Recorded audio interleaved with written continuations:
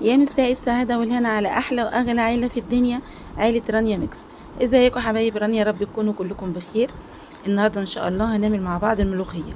لو مستعجلة زي حالاتي كده أو على سهوة الكل طلب منك طبق ملوخية حالا، يبقى ولا هنخرطها آسفة يا جماعة، ولا هتخرطي ولا لا مخرطة ولا كبة، وهنعملها كده بورقة. يا نهار أبيض، بورقة! تخيلي بقى، وهتبقى بالشكل اللي انت شايفاه ده. بذمتك اللي يشوف دي يقول انها ما اتخرطتش. يلا بقى عشان نشوف احلى والذ ملوخيه هتاكليها. هنعملها بالليه وهنعملها من غير ليه. يلا بسرعه، اللي عايز يعملها بليه هيعملها، واللي عايز انت براحتك. الماده الدهنيه دي بتاعتك انت بس. شايفه دي بقى اللي بالليه، انا سايبه قطع الليه فيها علشان هما كانوا طالبينها كده بقطع الليه، فانا صورت دي وصورت دي اهو عشان تبقوا مصدقين. اهو انا عامله كده وعامله كده. في اللي بياكلها بطشه الليه، وفي اللي بياكلها بطشه السمنه العاديه. يلا بينا بقى، او السمنه البلدي طبعا لا يعلى عليها. يلا بقى عشان نشوف احنا عملنا القمر ده ازاي. يلا بسرعه. معايا هنا شفشق الخلاط. كل اللي هتحطي حوالي 3 او 4 طماطمات. وشايفه حته بصلايه قد ايه؟ ربع بصلايه، او البصلايه الصغنطوطه قوي دي. ماشي ليه يا رانيا؟ دي بتديها تيست عالي قوي قوي، وهتشوفي الفرق معاكي. ايه اللي انت حطيتيه ده؟ انا دايما بدق عندي توم وشطه الوان، شطه يعني حاميه او بارده او فلفل كده براحتك. انا طبعا بحطها حاميه وبضربها، بروح بنزل نازله بيها في الحله، وبنزل بقى دلوقتي بايه؟ بكميه الشوربه اللي انا عايزاها. طب انتي مش هتبقي عارفه ايه الكميه، يبقى ما تحطيش كتير، هتحطي بس الكميه اللي احنا ضربناها دي، ومعاها كمان كوبايه شوربه، وبعد كده تسيبيها على النار زي ما انا هعمل دلوقتي. لكن انا عشان واخده على كده واخده على الكميات، انا هنا هعمل 2 كيلو من الملوخيه، فانا عارفه المقدار بتاعي. بغطيها لحد ما تبتدي تغلي معايا. هتبتدي لسه هتقوم تغلي معايا. بنزل دلوقتي بالملح، بظبط الملح بتاعي بنص معلقه صغيره من السكر، وبمرقه دجاج او 2. انا حطيت هنا معايا حوالي 2 من المرقه بتاعت مرقه الدجاج. هي دلوقتي غليت معايا. اول ما تبتدي تغلي بالشكل ده وتقلب قلب كويس كده، انا عايزاها تغلي برضو غلوتين، تسيبها تغلي غلوتين عشان اخد الطعم اللي انا حطيته. اول ما تبتدي تغلي بالمنظر ده، هنزل على طول بكمية الملوخية اللي انا غسلاها وسايباها لما صفت ميتها تماما. يعني انتي مش بتتعبي في اي حاجة، كل مطلوب منك تقطفي وتغسلي وتسيبيها في المصفى زي ما هي تصفي ميتها.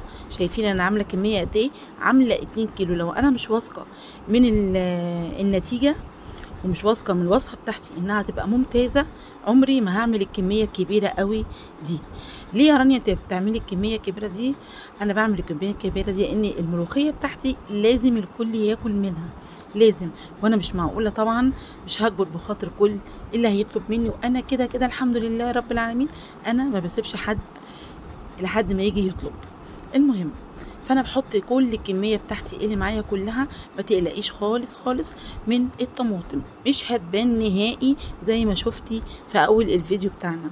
هنزل بكل الكميه بتاعتي زي ما انت شايفه كده، بس يا دوب هي تبتدي تقلب معايا. هتقلب، سامعه؟ هتقلب. اوعي تخليها تغلي كتير. هتبتدي تقلب معايا كده، بدات اهي هتبقبق اهي من الجناب او كده، اروح على طول نازله بالايه؟ بالهاند بلاندر بتاعي. يا نهار يا رانيا، طب الهاند بلندر ده؟ طب احنا ما عنديش الهاند بلندر. خلاص يا قلبي، ولا يهمك، في الخلاط وروحي حطاها على طول.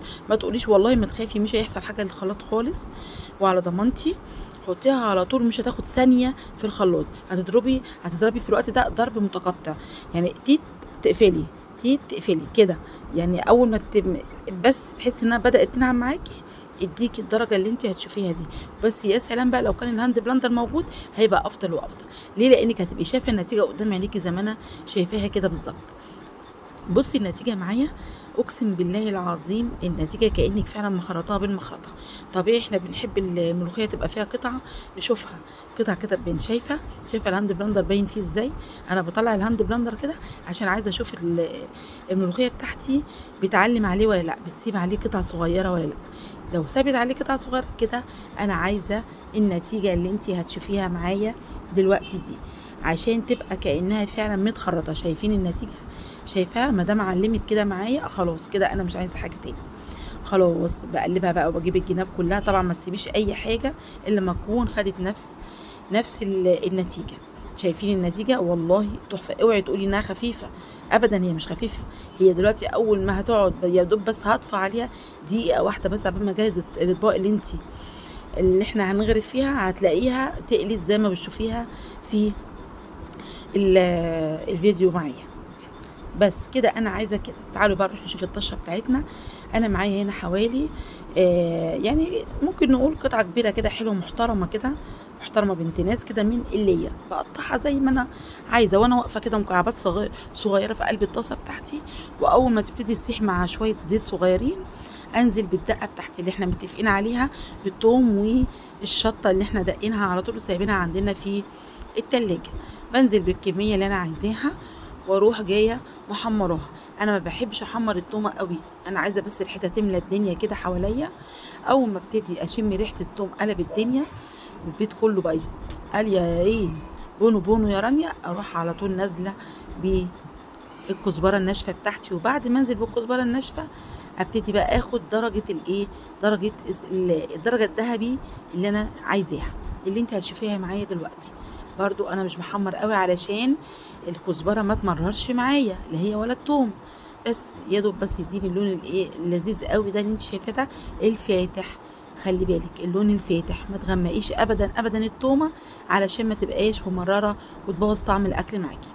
وننزل بقى بالطشه بتاعتنا ونسمي الله، وننزل بالطشه احلى والذ طشه بجد بجد. عايزه اقول لك البيت كله هيتقلب عليها، بالذات بتاعه الليه ملهاش حل. انا عندي جزء بيحبها بالليه وجزء بيحبها من غير ليه. طب انت عملتي من غير ليه ازاي يا رانيا؟ ابدا، انا شلت شويه على جنب في حله قبل ما احط الطشه بتاعتي، وكنت عامله الطشه بحته سمنه بلدي على شويه زيت على جنب، وبنزل بالملوخيه بتاعتي في الطاجن، وبروح حاطه الطشه اللي احنا عملناها بالسمنه عليه، والطشه بتاعت اللي هي بنزل بيها على بقيه الملوخيه بتاعتي في الحله. لان بيني وبينكم كده الكل بيعشق طشه اللي هي زي مش عايزه اقول لكم. فيا الف الف هنا للي كل واللي هيجرب ويدوق ويدعي لي ان شاء الله. هستنى منكم دعوه حلوه. امشي على نفس المقادير وعلى نفس الخطوات دي، والله العظيم ما هتفكري اصلا تخرطيها تاني، وفي منتهى السهوله. في اقل من في اقل من ربع ساعه هتكوني مخلصه حله ملوخيه قد كده. ودي اللي ما تحطيهاش في الحسبان خالص، انت يا دوب قطفي واغسلي وصفي الميه واشتغلي على طول يا ست الكل.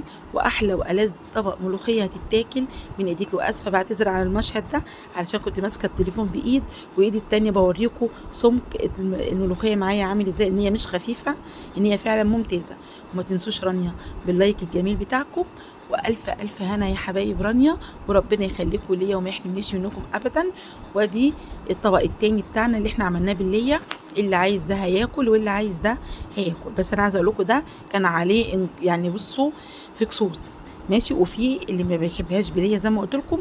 برضو انا عايزه اقول لكم قسما بالله، يعني هقول لكم يعني علشان تقعدي تاني يوم كان فايت بالظبط طبقين منها من ال2 كيلو. الف الف انا اللي كل. وما تنسيش رانيا باللايك الجميل بتاعك.